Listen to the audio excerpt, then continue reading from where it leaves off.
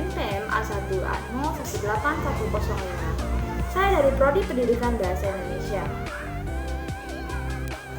Pada kesempatan kali ini, saya akan mencoba menjelaskan materi tentang pantun.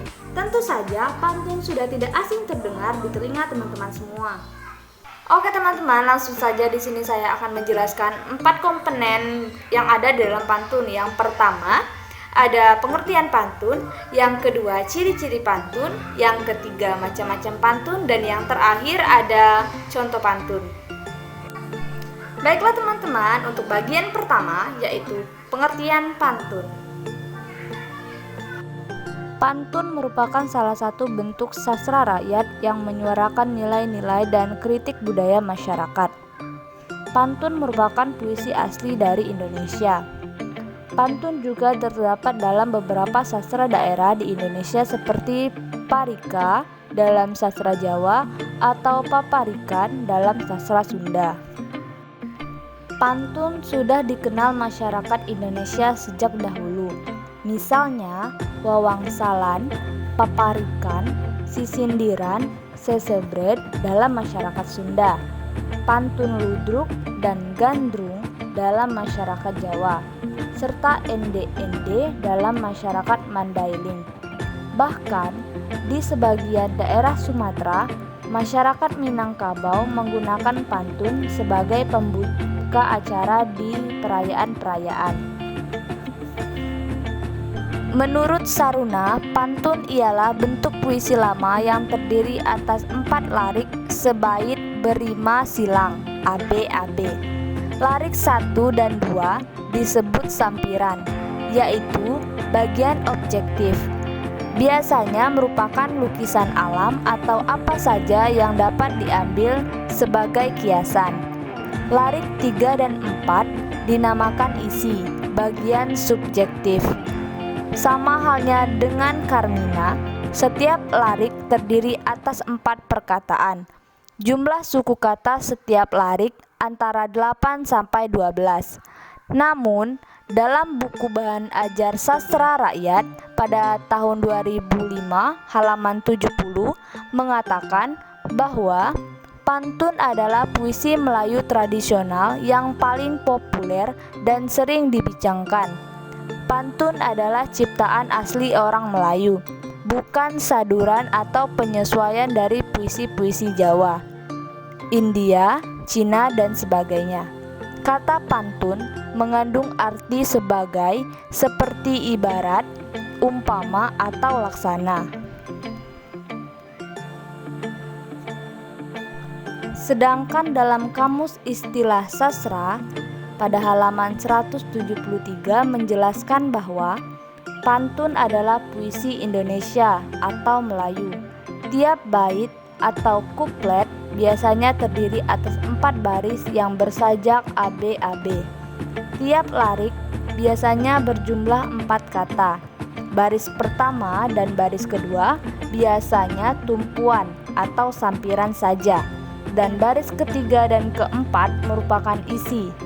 Setiap baris terdiri dari 8 sampai 12 suku kata, merupakan peribahasa sindiran.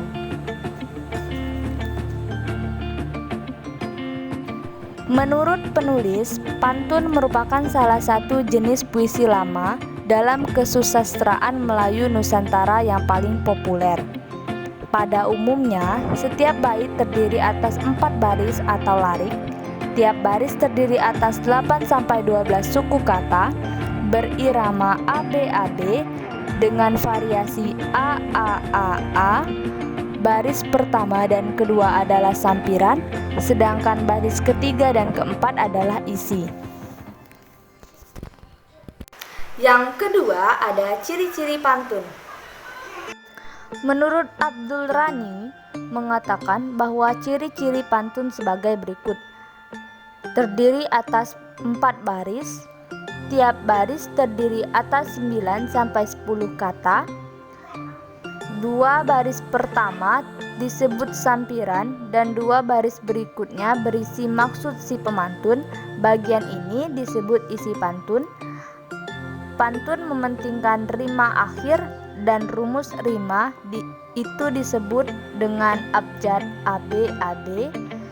Maksudnya, bunyi akhir baris pertama sama dengan bunyi akhir baris ketiga dan baris kedua sama dengan baris keempat.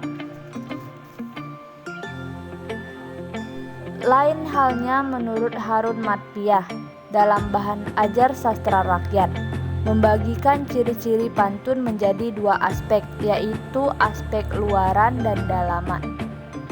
Aspek luaran adalah dari segi struktur dan ciri-ciri visual, yaitu terdiri dari rangkap-rangkap yang berasingan.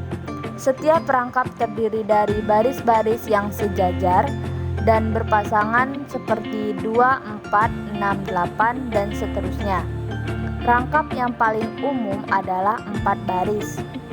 Setiap baris mengandung 4 kata dasar dengan jumlah suku kata antara 8 hingga 10. Adanya klimaks, yaitu perpanjangan atau kelebihan jumlah unit suku kata atau perkataan pada kuplet maksud. Setiap stanza terbagi menjadi 2 unit, yaitu pembayang dan maksud. Mempunyai skema rima ujung yang tetap ABAB dengan sedikit variasi AA. Setiap stanza pantun adalah suatu keseluruhan mengandung sifat pikiran yang bulat dan lengkap.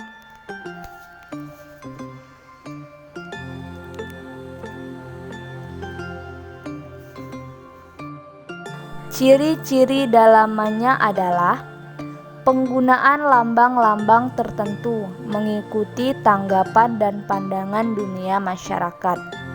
Adanya perhubungan makna antara pasangan pembayang dengan pasangan maksud, sama ada secara konkret atau abstrak atau melalui lambang-lambang.